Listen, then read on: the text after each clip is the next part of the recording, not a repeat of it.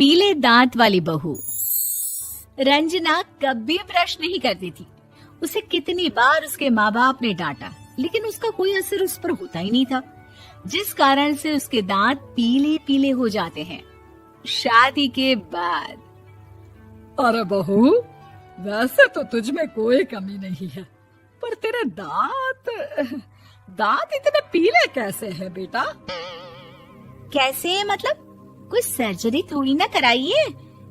वो तो क्या नाम, मैं ब्रश नहीं करती थी तो पीले हो गए। अब क्या करूं?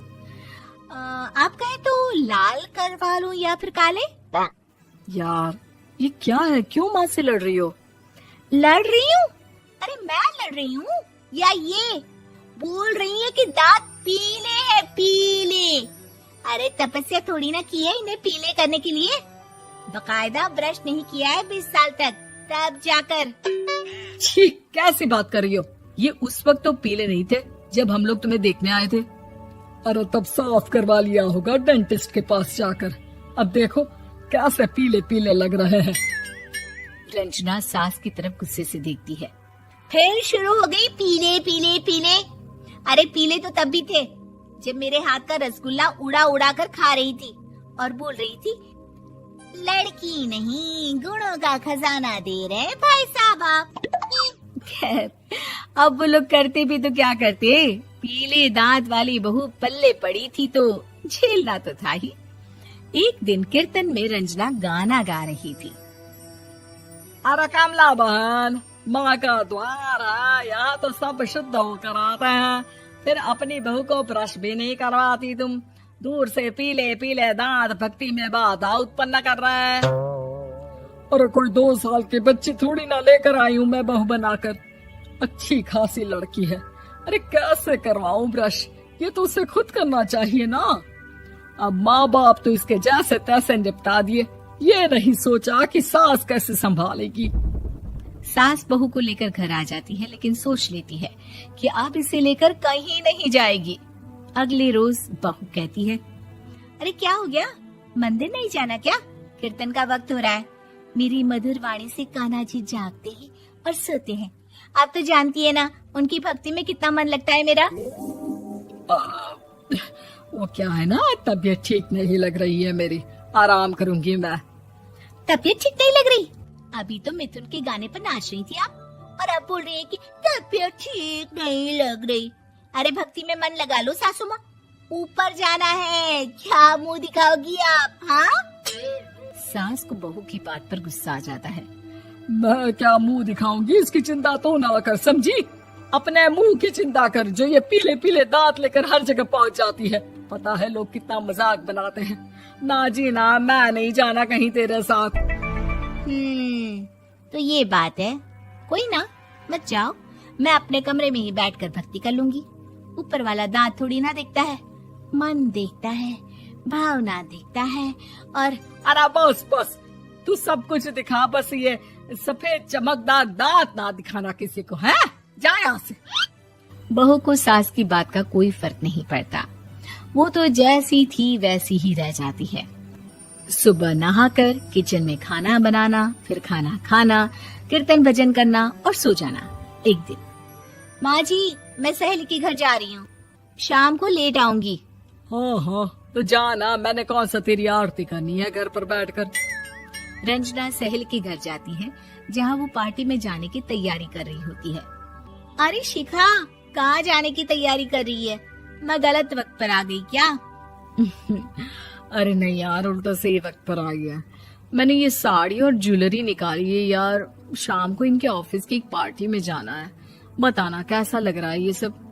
नहीं यार, इस ड्रेस के साथ तो वो वाली ज्वेलरी अच्छी लगेगी। हाँ हाँ सही बोल रही है, मैंने ध्यान ही नहीं दिया। वैसे तो हमेशा से मस्त फैशन सेंस रखती है। तो बड़ा जाती होगी ना पति के साथ पार्टी में। रंजना कुछ नहीं बोलती, बस सोचती है कि यार काश ये बात सही हो जाती, पर मैं क्यों नहीं जाती पार्टी में? क्या इन लोगों की कोई पार्टी होती नहीं होगी? रंजना घर आती है और रात में पति से सवाल करती है, एक बात बताइए, आप मुझे किसी पार्टी में क्यों नहीं ले जाते? क्या आपके यहाँ ऑफिस में पार्टी नहीं होती?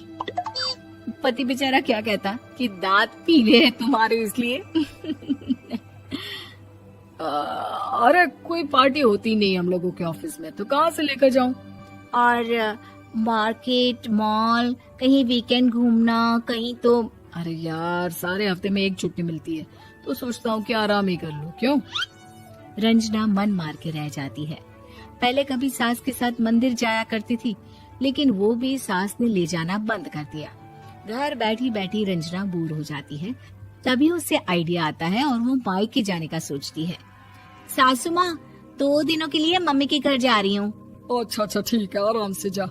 और हाँ, माँ से कुछ अच्छी आदत सीख कर आना कि कैसे शरीर के हर भाग की तरह दांतों की सफाई भी जरूरी होती है, समझी? शुरू हो गई ना आप। वो लोग आपकी तरह नहीं है कि छोटी छोटी बात का बतंगड़ बना दे। उन लोगों के लिए मैं मायने रखती हूँ, ना कि मेरे पीले पीले दांत। रंजना माँ को बिना बताए उन लोगों को सरप्राइज देती है, लेकिन जैसे ही वो दरवाजे पर पहुंचती है, अंदर देखती है कि घर वाले कहीं जा रहे होते हैं।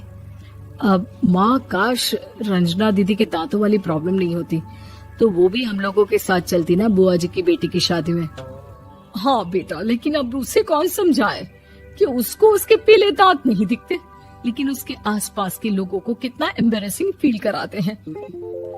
मुझे तो कितनी बार उसके स्कूल की टीचर ने शिकायत की कि उसके साथ कोई लड़की बैठना भी नहीं चाहती, और ना ही कॉलेज में कोई उससे बात करना चाहता था। लेकिन पता नहीं क्यों उसे ये बात समझ में ही नहीं आती। कोई कमी नहीं है उस लड़की में, बस यही कि दांत पीले हैं। वो तो भला हो जीजा जी और उनकी माँ का, जो दीदी को जैसी है वैसे ही रखा हुआ है। रंजना को अपने घर वालों की बात सुनकर बहुत दुख होता है।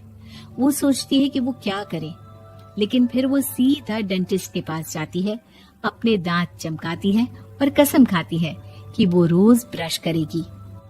अरे क्या हो गया? तुम तो 2 दिनों के लिए गई थी ना, पर कोई ना, अच्छा है, चलो आ गई तो। रंजना सास के सामने आकर खड़ी हो जाती है और पूरी स्माइल करती है, उसके चमकदार दांतों को दिखाती हुई।